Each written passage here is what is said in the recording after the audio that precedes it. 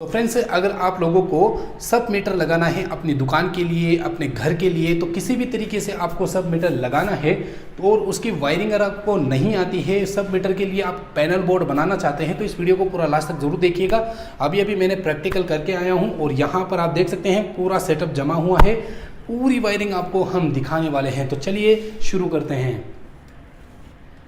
Retailers और dealers भाइयों के लिए बहुत ही शानदार ऐप लेके आए हैं जिसका नाम लॉक द डील है। यही एनर्जी और इलेक्ट्रिकल प्रोडक्ट का अमेज़न है। डाउनलोड कीजिए इस ऐप को और पाएं अपनी दुकान के लिए सारे प्रोडक्ट जैसे inverter battery, automotive battery, electrical appliances और भी बहुत कुछ। ऑर्डर करिए और सामान आपके दरवाजे तक, वो भी डिस्काउंट रेट पे। इस ऐप पे आप अपना मनचाहा प्राइस भी लगा सकते हैं। इनका एक अनोखा फीचर है जो आपको देगा लाखों रुपए का फायदा। आप बस किसी भी प्रोडक्ट पे जाएं, बिल्क ऑर्डर ऑप्शन सिलेक्ट करें और क्वांटिटी चुनें। अब यह एक्सपेक्टेड प्राइस पे अपना मनचाहा प्राइस लिख के एंटर कर दें। ऐसे आप प्राइस नेगोशिएट कर सकते हैं। लॉक द डील आपको प्रोडक्ट पे बेस्ट ऑफर की जानकारी देंगे सिर्फ 24 घंटे में। किसी भी जानकारी के लिए डील्स, ऑफर, डिस्काउंट सीधा व्हाट्सएप कर सकते हैं। व्हाट्सएप नंबर आपको डिस्प्ले में शो हो रहे हैं। खोलिए अपनी नई दुकान लॉक द डील ऐप से, लिंक आपको डिस्क्रिप्शन में मिल जाएगा। अभी जाके डाउनलोड करिए, जाइए अभी के अभी डाउनलोड कीजिए। तो फ्रेंड्स, जितने रूम है उसके हिसाब से आपको सब मीटर लगाना है। आपको जितने दुकानें हैं उसके हिसाब से आपको सब मीटर लगाना है। तो मेरे पास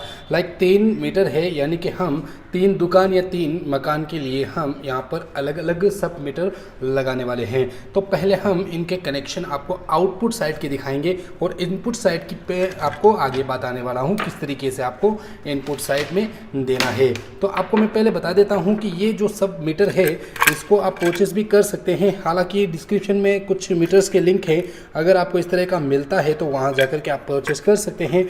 यहाँ पर देख सकते हैं कि इनपुट और आउटपुट साइड यहाँ पर हमें दिखा रहा है PSNS है और यहाँ पर लाइन देने का है। ठीक है, यहाँ पर आपको लोड आउटपुट दिखाने का है और यहाँ पर सप्लाई यानी कि लाइन न्यूट्रल और फेज यहाँ से आपको इनपुट साइड में देना है।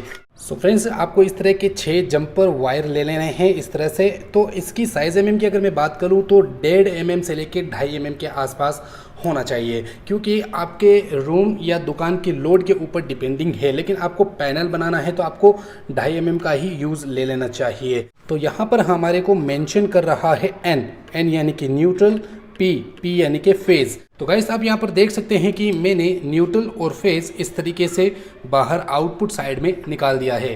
दूसरे मीटर के अंदर भी बेसिकली उसी तरीके से आपको सेटअप कर देना है। तीसरे मीटर के अंदर भी आपको इसी तरीके से सेटअप कर लेना है।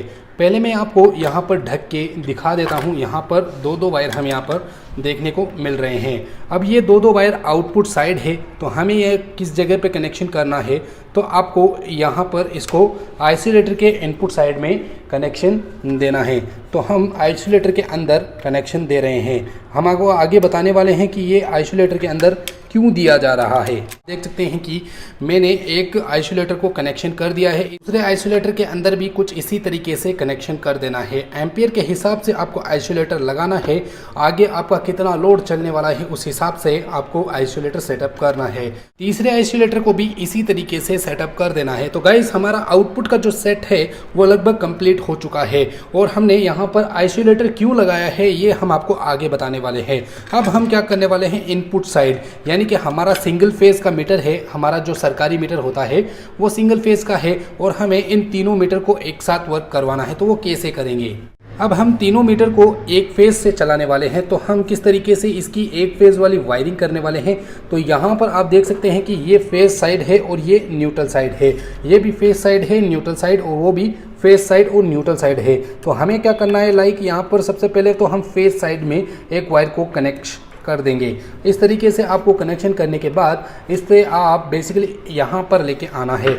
तो गाइस, सेकंड मीटर के अंदर भी आपको इसी तरीके से कनेक्शन करना है। या तो 4 mm का आप कनेक्शन कर सकते हैं। आपको पता होना चाहिए कि आगे कितना लोड चलने वाला है, तो उस हिसाब से आपको या तो 6 mm का यहाँ पर लगाना है या फिर 4 mm का केबल यहाँ पर आपको इंस्टॉल करना है। फ्रेंड्स, यहाँ पर तीसरा मीटर का भी जो कनेक्शन है वो लगभग फाइनल हो चुका है। तो फ्रेंड्स, हमारे पास जो लास्ट के अंदर बचता है ये कनेक्शन बेसिकली कहाँ पर होने वाला है, वीडियो को पूरा लास्ट तक जरूर देखिएगा। हम आप लोगों को अच्छे तरीके से समझाएंगे ताकि कल को वायरिंग जले ना।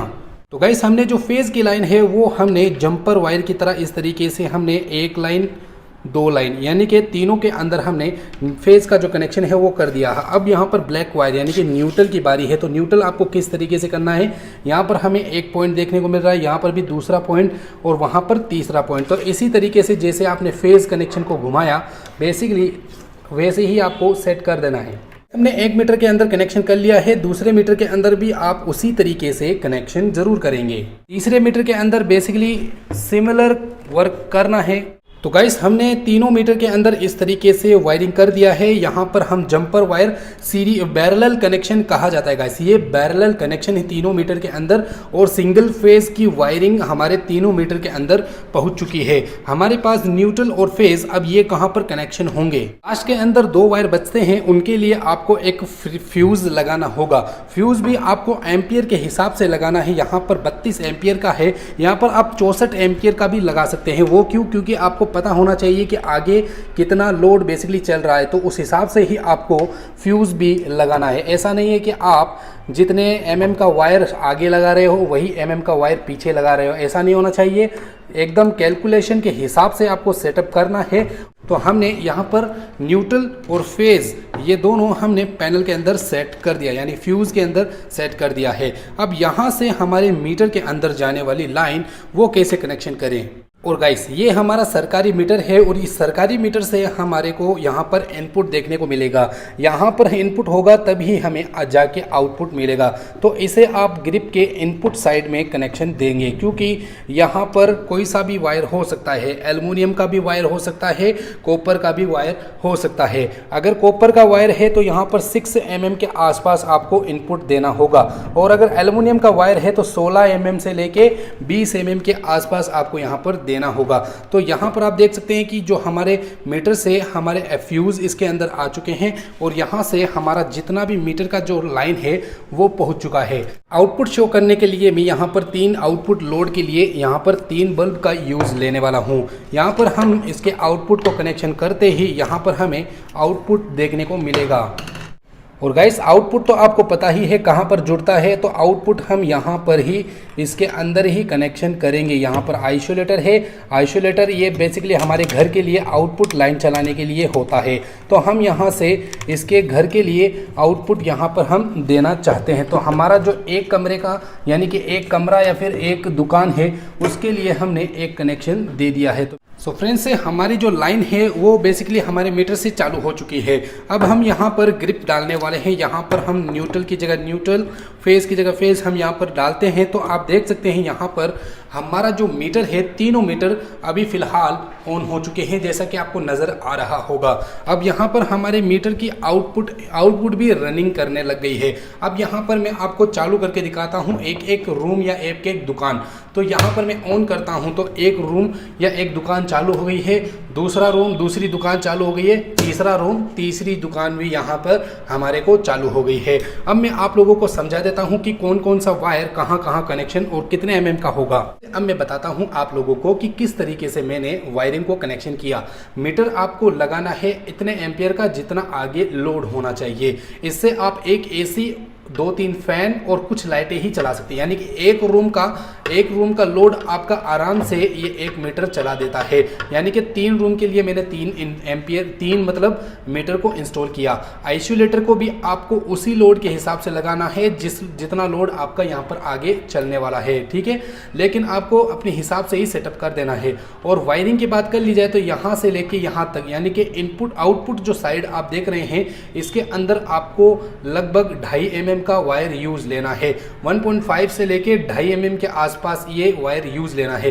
गाइस ये बड़ा वाला लकड़ी का पैनल के ऊपर सेटअप करना है, ऐसा नहीं है कि आप इसी तरह से सेट कर दें। लकड़ी का बड़ा वाला जो पैनल होता है उसके अंदर आपको इंस्टॉल करना है। और यहाँ पर जो आप देख रहे हैं इनपुट साइड, ये जो इनपुट साइड वाला वायर है इससे ये जो लाइन आपको यहाँ पर पैरेलल कनेक्शन जो आ रहा है इस तरीके से, इसका जो साइज mm होना चाहिए वो 4 mm का होना चाहिए, क्योंकि इसी वायर से सारे लोड यानी कि तीनों मीटर के इसी वायर से चलने वाले, तो ये लगभग 4 mm का होना चाहिए। और यहाँ पर ग्रिप की ज़रूरत पड़ेगी, क्योंकि आपको कोई प्रॉब्लम वगैरह हो जाए तो ये ग्रिप उठ जाएगा, या फिर आपको ये लाइनें बंद करनी है या कोई रिपेयरिंग वगैरह चल रही है तो यहाँ से आप दोनों ग्रिप को निकाल करके वर्किंग कर सकते हैं। और जब मीटर से जो लाइन आ रही है आउटपुट और इसके अंदर इनपुट हो रही है वो 6 mm की होनी चाहिए, क्योंकि जितना लोड इसके ऊपर चलेगा इससे ही पूरा लोड यहाँ पर आगे चलने वाला है। तो वहाँ पर 6 mm का, यहाँ पर 4 mm का और यहाँ पर 2.5 mm का। और इसके आगे जो रूम की लाइनें आती है वो अपने हिसाब से 1.5 mm या 2.5 mm वो रूम से आती है, वही लाइन यहाँ पर देखने को मिलती है। अब मैं आपको बताता हूँ कि मैंने आइसोलेटर क्यों लगाया। आइसोलेटर लगाने का मेन पर्पस ये है कि मान लीजिए ये 3 कमरे हैं और तीनों को आपने किराया दे रखा है, ठीक है। अब इस बंदे ने किराया भरा, इस बंदे ने किराया भरा, इस बंदे ने किराया नहीं दिया। अब यहाँ पर आइसोलेटर नहीं है तो आप इसकी लाइन को कट कैसे करेंगे? आप तो इलेक्ट्रिशियन हो नहीं, हर आदमी थोड़ी इलेक्ट्रिशियन होता है। तो इलेक्ट्रिशियन को यही करना चाहिए कि यहाँ पर आइसोलेटर लगा दें, और जब भी ये किराया नहीं देगा या फिर दादागिरी करेगा तो आप उसकी लाइट को अंदर से बंद कर सकते हैं अपने रूम से, मतलब आप अपने इलेक्ट्रिक रूम से। जब तक कि वो किराया ना भरेगा तब तक आप इसकी लाइट को ऑन नहीं कर सकते। तो इसलिए मैंने ये आइसोलेटर लगाया। इन्होंने नहीं भरा किराया तो यहाँ पर इसको बंद कर दें, इसने नहीं भर रहा किराया तो इसको भी आप बंद कर सकते हैं। आप अपने मर्जी के मुताबिक इन सभी को बंद कर सकते हैं। तीनों ने नहीं भरा किराया तो आप डायरेक्टली फ्यूज़ निकाल सकते हैं और तीनों के रूम के किराए को वसूल कर सकते हैं। और अगर आइसोलेटर नहीं लगा हुआ है, तीनों में ही आइसोलेटर नहीं है और इस बंदे ने किराया नहीं दिया, इन 2 बंदों ने किराया दे दिया, और अगर आप सोच रहे हैं कि इसकी लाइट को बंद कर दे और ग्रिप निकालेंगे तो तीनों बंदों की बंद हो जाएगी, ये तो बेचारे किराया भर रहे हैं, ये नहीं भर रहा, तो तीनों के तो लात लग गई। तो इसलिए मैं कह रहा हूँ कि यहाँ पर आपको आइसोलेटर का यूज़ लेना है ताकि यहाँ पर भी आपको सेफली वर्क कर सके सिस्टम। और इन चीज़ों का यूज़ लेने का मकसद यही होता है कि वायरिंग वगैरह जले नहीं और लॉसेस ना हो। तो गाइस, उम्मीद है आप लोगों को ये वीडियो काफ़ी ज़्यादा पसंद आई होगी। पसंद आई तो इस वीडियो को लाइक कर दें, चैनल को सब्सक्राइब कर दें। आगे इसी तरीके से आप वीडियो अपलोड करते रहेंगे।